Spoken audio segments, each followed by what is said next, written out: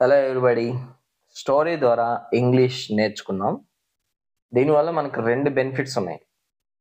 ఒకటి, ఈ స్టోరీస్ వినడం ద్వారా మనకి క్యారెక్టర్‌ని ఎథికల్‌గా బిల్డ్ చేసుకోవడానికి ఉపయోగపడుతుంది. రెండవది, ఇంగ్లీష్ కూడా న్యాచురల్‌గా మన మదర్ టంగ్ ఎలా మాట్లాడతామో అదే విధంగా ఇంగ్లీష్ నేర్చుకోవడానికి ఉపయోగపడుతుంది. ఈ వీడియోలో ఒక చిన్న ఫెయిరీ టేల్ ద్వారా ఇంగ్లీష్ డైలాగ్స్ కొన్ని నేర్చుకోవడానికి ట్రై చేద్దాం. కొన్ని వీడియోస్‌లో ఇంగ్లీష్ నుంచి తెలుగులోకి అండ్ మరికొన్ని వీడియోస్‌లో తెలుగు నుంచి ఇంగ్లీష్‌లోకి ట్రాన్స్‌లేట్ చేయడానికి ట్రై చేస్తాను. సో, అవి విని మీరు ఇంగ్లీష్ నేర్చుకోవడానికి ట్రై చేస్తారని ఆశిస్తా ఉన్నా. Let's start the translation. ఇంగ్లీష్‌లో సెంటెన్స్ రాయడానికి, తెలుగులో సెంటెన్స్ రాయడానికి కొంత తేడా ఉంటుంది. ఆ తేడా గమనించినట్లయితే ఇంగ్లీష్ నేర్చుకోవడం పెద్ద సమస్యే ఉండదు. ఆ తేడా తెలియకే చాలామంది ఇంగ్లీష్ అంటే భయపడిపోతూ ఉంటారు. ఒక్కొక్క ఎగ్జాంపుల్ చూడండి, మీకు ఆ తేడా ఏంటో క్లియర్‌గా తెలిసిపోద్ది.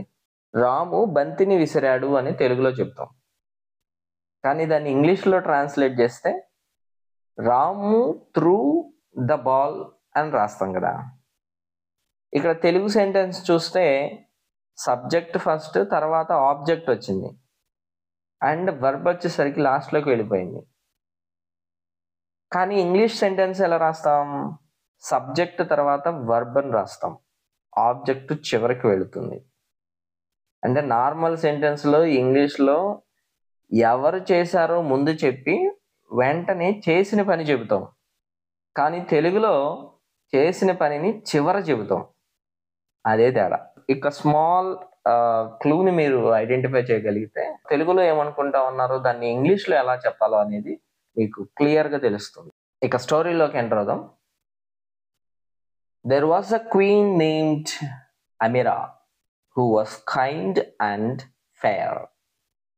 ముందుగా మనకి అన్ని వర్డ్స్‌కి తెలుగు మీనింగ్స్ ఏంటో చెప్తాను. ఆ తర్వాత ఆ వర్డ్స్ అన్నింటిని ఒక ఆర్డర్‌లో అరేంజ్ చేస్తే ఆ తెలుగు సెంటెన్స్ ఎలా ఒక అర్థవంతమైన తెలుగు సెంటెన్స్ వస్తుందో ఆ తర్వాత మీకు ఆ సెంటెన్స్‌ని చెప్తాను. ఇక్కడ దేర్ అంటే అక్కడ అని, వాజ్ అంటే అది ఒక పాస్ట్ టెన్స్ హెల్పింగ్ వర్బ్, ఉంది అన్నట్లుగా ఉపయోగించాము. క్వీన్ అంటే తెలిసిందే, రాణి అని ఇంగ్లీష్‌లో క్వీన్ అని పిలుస్తాం. తెలుగులో రాణి అంటాం. రాణి గారి పేరు కూడా ఇవ్వబడింది ఇక్కడ. అదేంటంటే అమీరా. అమీరా అనేటువంటి ఒక రాణి గారు ఉండేది అని చెప్పొచ్చు. ఇక్కడ సెంటెన్స్ మధ్యలో కానీ, బిగినింగ్‌లో కానీ, లాస్ట్‌లో కానీ ఎప్పుడైనా వర్డ్‌లో ఫస్ట్ లెటర్ క్యాపిటల్ గనుక ఉంది అంటే అది పేరు అని గుర్తుంచుకోవడం మర్చిపోవద్దు. ఓకే. ఇక్కడ అమీరా అనేది క్యాపిటల్ ఏతో స్టార్ట్ చేయడం జరిగింది. కాబట్టి సో, ప్రాపర్ నౌన్స్ అంటాం వాటిని. ఒక వ్యక్తి పేరు గాని, ఒక వస్తువు పేరు గాని, ఒక స్థలం పేరు గాని ఉంటే వాటి ఫస్ట్ లెటర్స్ క్యాపిటల్స్‌లో ఉంటాయి. అవి ఎక్కడున్నా సరే ఫస్ట్ లెటర్ క్యాపిటల్స్‌లో ఉంటాయి. సో, వాటిని మనం ప్రాపర్ నౌన్ అని గుర్తుపెట్టుకోవాలి. అండ్ అది ఇక్కడ వ్యక్తి పేరు. అదేంటంటే అమీరా అని. ఇక్కడ హూ అంటే ఆమె లేక అతను అనే అర్థంతో వాడతాం. ఇక్కడ లేడీ గురించి మాట్లాడుతున్నాం గనక ఆమె అనే అర్థంతో హూను వాడాం. కైండ్ అంటే దయగలిగిన లేదా జాలి కలిగిన అనే అర్థంతో రాయొచ్చు. ఫెయిర్ అంటే న్యాయమైన అని అర్థం. ఈ సెంటెన్సెస్ అన్ని వర్డ్స్‌ని తెలుగు అర్థాలు నేర్చుకున్నాం కదా! ఫస్ట్ వాటిని అర్థవంతంగా ఒక ఆర్డర్‌లో రాస్తే తెలుగు వాక్యం ఎలా వస్తుందో చూద్దాం.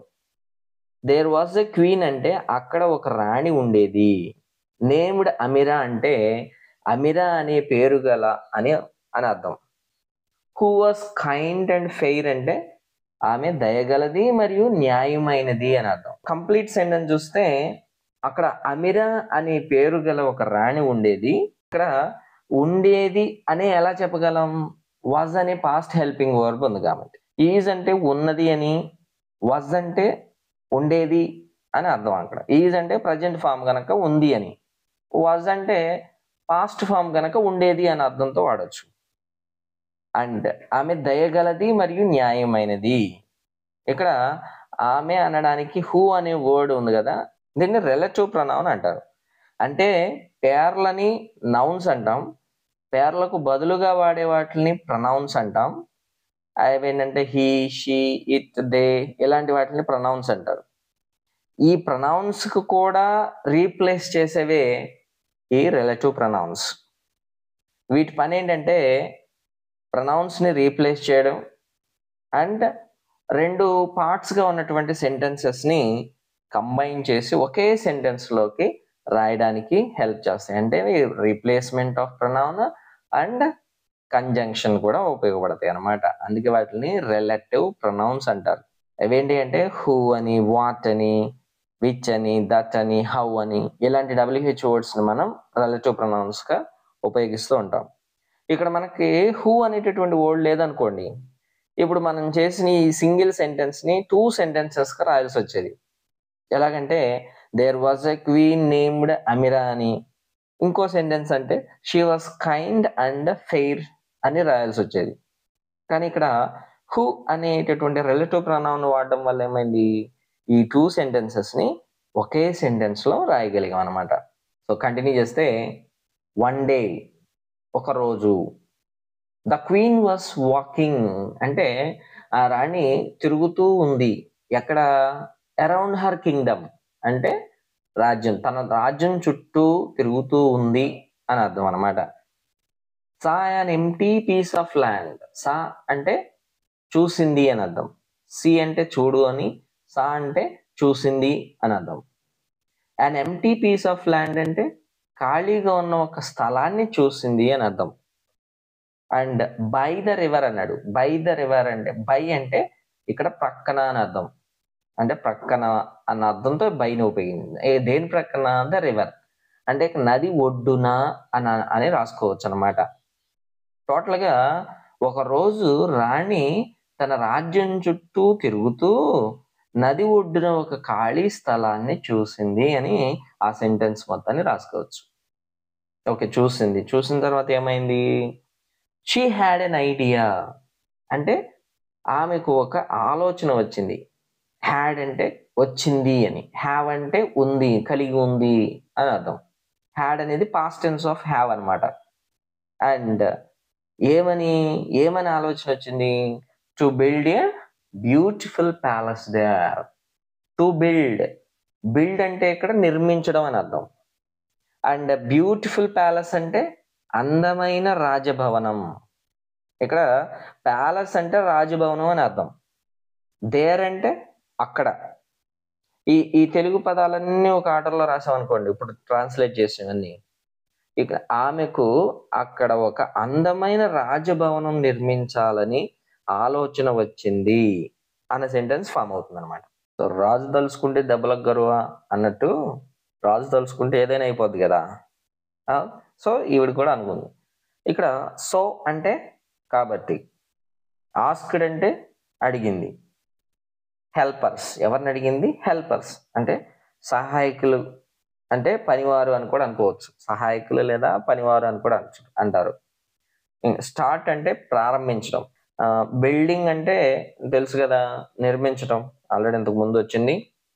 అండ్ ఇప్పుడు మొత్తాన్ని సెంటెన్స్ లో రాస్తే, కాబట్టి దాని నిర్మాణాన్ని ప్రారంభించమని పనివారిని లేదా సహాయకుల్ని కోరింది.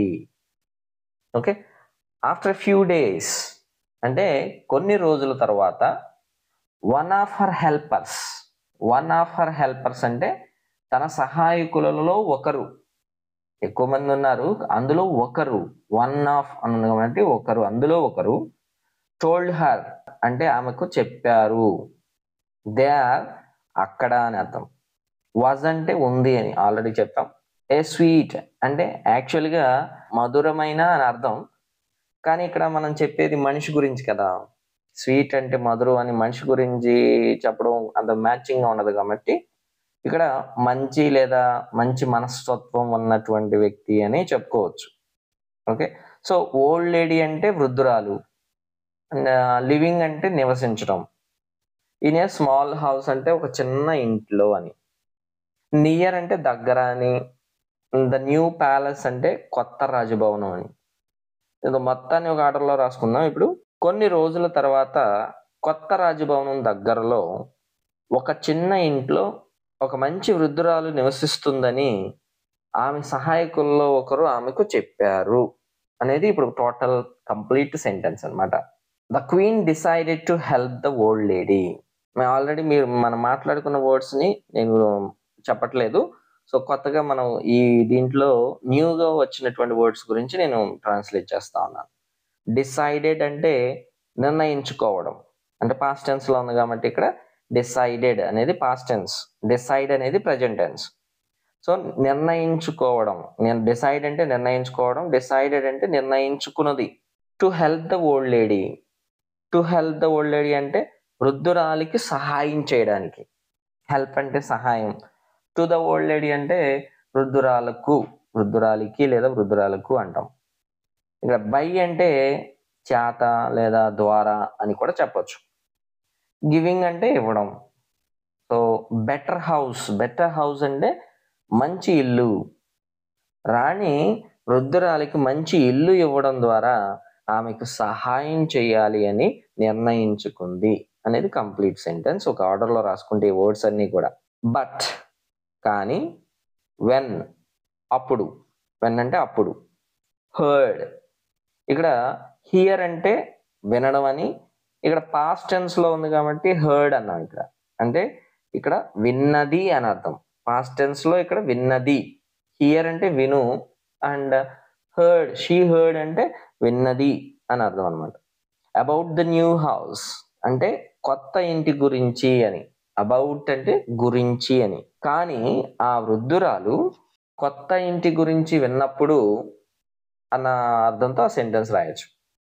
Did not want, didn't or did not want అంటే కావాలనుకోవడం, వాంట్ అంటే కావాలనుకోవడం. ఇక్కడ డిడ్ అండ్ నెగిటివ్ ఉంది కదా, డిడెంట్ అనే నెగిటివ్ ఉంది కాబట్టి కావాలనుకోవడం లేదు అని. ఏం కావాలనుకోలేదు? To leave her old home అంటే తన పాత ఇంటిని వదలాలనుకోవడం లేదు అని.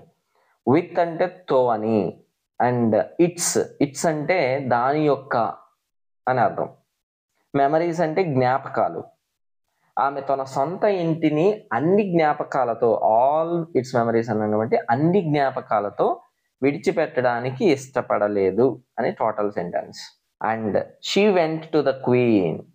వెంట్ అంటే వెళ్ళింది అని, గో అంటే వెళ్ళు అని, వెంట్ అంటే వెళ్ళింది అని. ఎక్కడికి? టు ద క్వీన్ అంటే రాణి దగ్గరకు వెళ్ళింది. అండ్ ఎక్స్ప్లెయిన్డ్ అంటే వివరించింది అని. రాణి దగ్గరకు వెళ్ళి వివరించింది. అక్కడ వెళ్ళి ఏం చెప్పింది? యువర్ మ్యాజెస్టీ అంటే ఇక్కడ మ్యాజెస్టీ అంటే ఘనత లేదా మహిమ అన్న అర్థంతో వాడతారు. ఇంతకుముందు రాజుల దగ్గరికి, రాణుల దగ్గరికి వెళ్ళినప్పుడు వాళ్ళని పొగడాలి కదా.